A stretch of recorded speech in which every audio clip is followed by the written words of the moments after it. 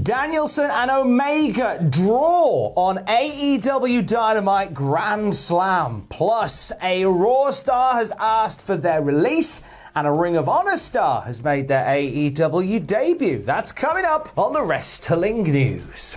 A lot can happen in half an hour. 15,000 hours of content gets uploaded to YouTube. A butterfly will flap its wings 43,000 times. A man in his late 30s will both make love and take a 29-minute power nap.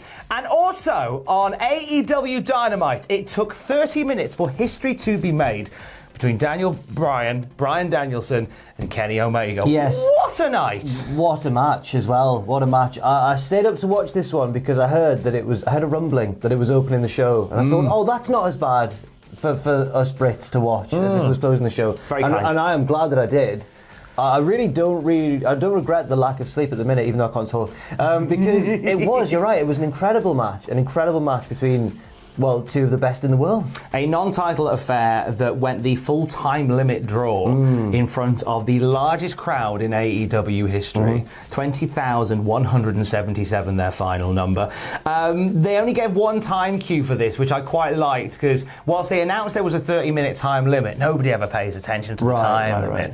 But it was like with 1 minute to go, Justin Roberts made the announcement, and then they were just scrapping as the bell sounded for calling time. And I was a bit nervous for that. I thought this is going to be a no-win. The crowd are going to sandbag this, and there was boos. There was heavy boos. But it was like boos that fit in the context of what was the story they were telling, though. Yeah. It wasn't like, this is terrible. It was more like, no, we want to see this go on and on and on and on. That's exactly it. And the way they put it together after the match with Bryan eventually getting the LeBell lock on, but after the bell had sounded, kind of gives credence to another match.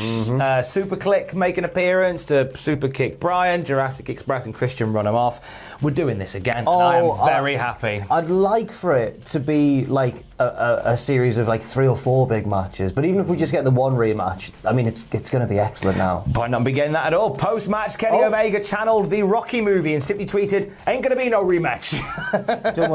Don't worry, because there was a rematch. There was Rocky 2. Exactly. So I think Apollo was wrong, and so will Kenny Omega be. There were 3 matches between Rocky and Apollo, because they had that secret one behind closed doors at the end of one of the films. It was the end of Rocky 3, maybe? And the bell rings when they go to punch each other. And then Rocky later reveals that Apollo won that match.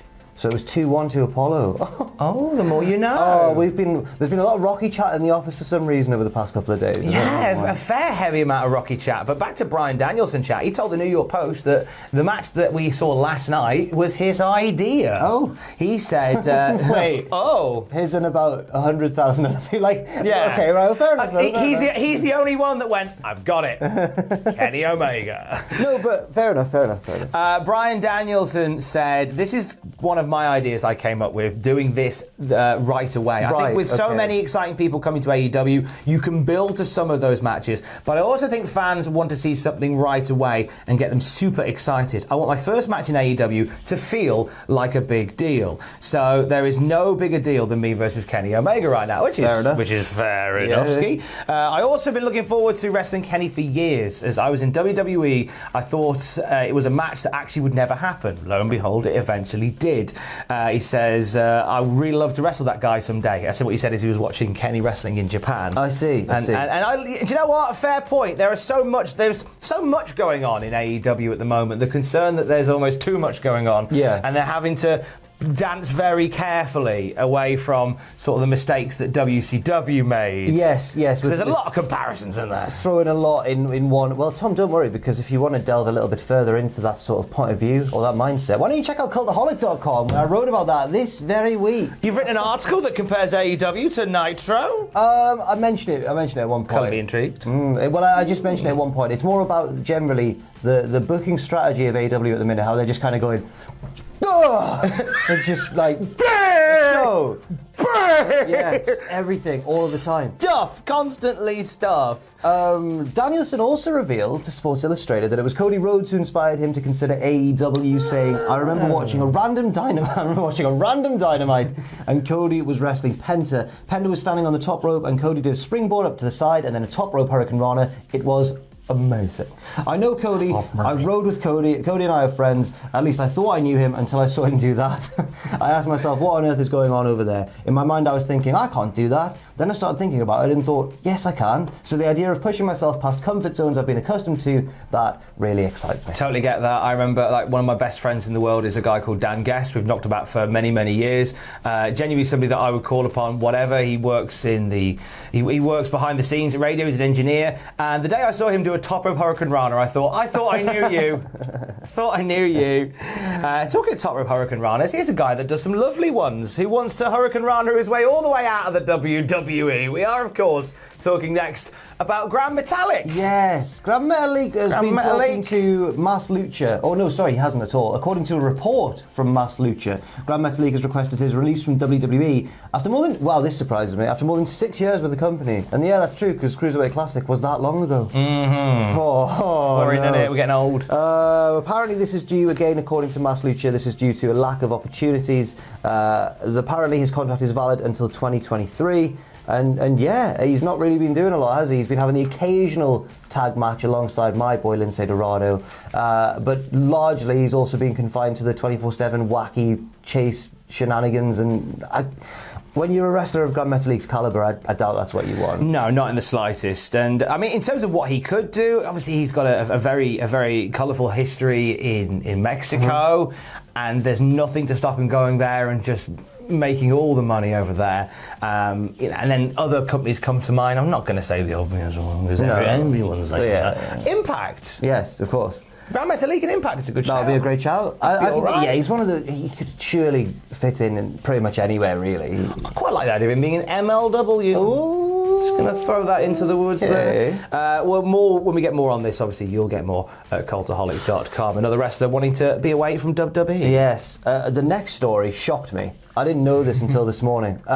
So this concerns a spot. If you don't want to know, this is what happened at Rampage, right? Because I know Rampage hasn't aired yet, but they taped it. They taped it last night at Arthur Ashe Stadium. So if you don't want to know what happened, this is the last story in the news. So if you want to clock off here, watch another video. Have some fun. Have a lovely day, and love you. Bye. Right. Still here. Here we go. So, yes, the main event of the Rampage taping was the lights out match between Eddie Kingston and Jon Moxley against Suzuki Gun, Minoru Suzuki, and Lance Archer. And then, at the end of the match, who should come out and help Moxley and Kingston but Homicide from Ring of Honor. And then Eddie Kingston introduced Homicide and said, "This is my mentor," and all that sort of stuff. Wow.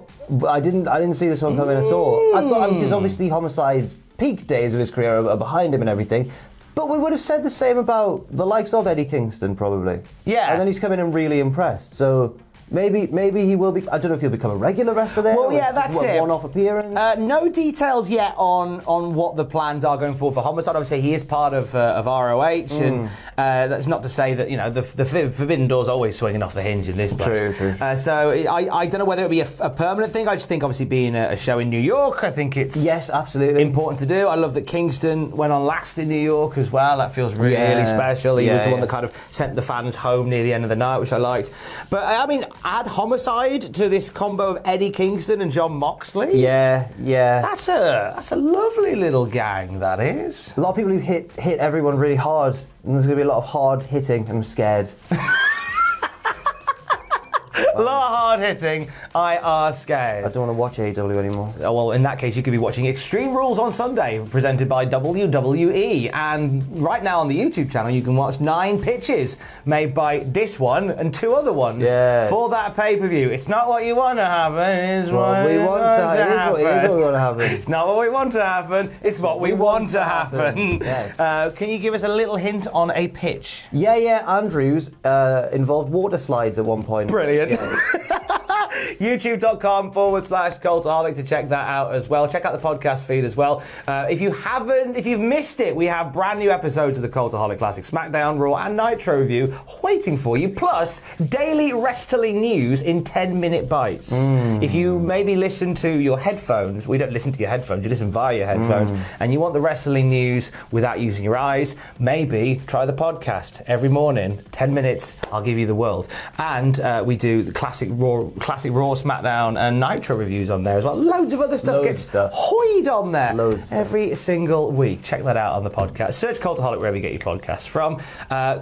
Jack's article where he says that AEW is basically Nitro and nearly dead. That's not true at all. Why don't you read my own words?